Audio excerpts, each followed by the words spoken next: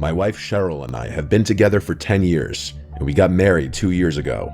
We just got a house together not even a month ago, and things couldn't have started on a worse note. We moved to a small inland town of Georgia called Waycross. That's all the details I'm giving though, to avoid any more possible issues. We're on a quiet street with a big property that sits in front of a medium-sized patch of woods, which was one of the factors that really appealed to my wife and I. We plan to adopt a dog and raise kids here, so we wanted a big property for the dog and kids to play around on. We both work similar shifts. I get home around 5 and she gets home around 6 most of the time. The first 2 nights in the house went completely normal. It was the weekend, so we spent our entire days unpacking.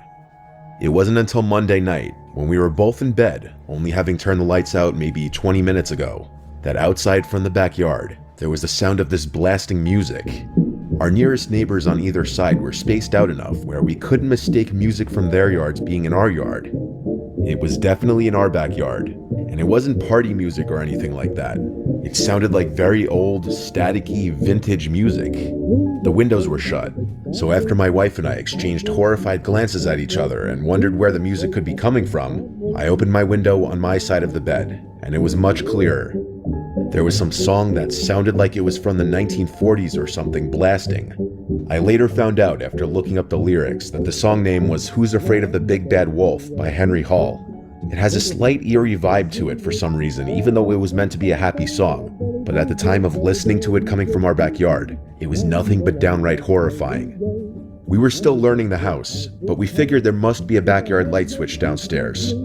I ran downstairs to the back door and flicked the light switches next to the door, and one of them turned on the backyard lights. I didn't see anyone in the backyard.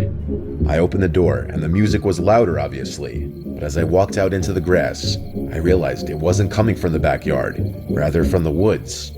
The song played to completion as I was outside in the yard just standing there looking around.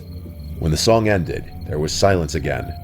It seemed like someone must have been playing some stupid housewarming prank, but it wasn't appreciated.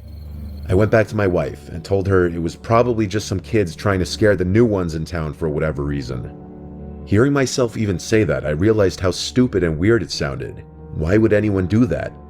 The next night, it happened again. A few minutes after we turned out the lights in the bedroom, music from outside started blasting.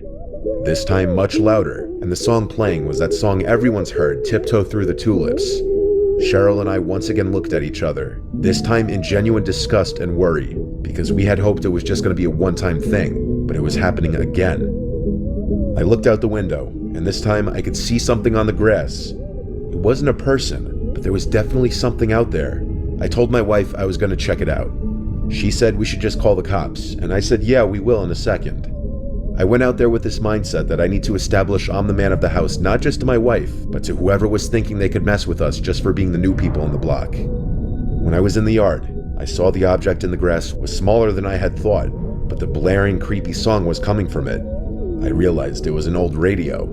I turned it off and looked up at the window at my wife who was watching, and I held it up, yelling that someone left it there to scare us with the music. What she did next was not something I expected in response to that. She started screaming my name to run inside. She kept screaming, "Run." I yelled, "Why?"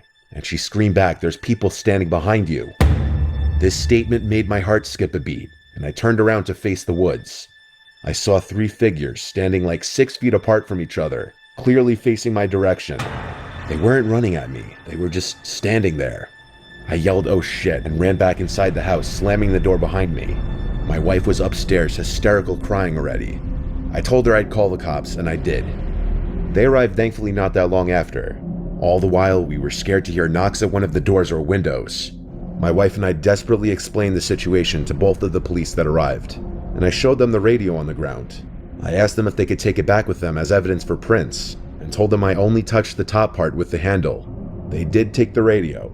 They also checked the front of the woods with their flashlights for a few minutes, probably just as a deterrent to the people in the woods to stop their behavior if they were still there.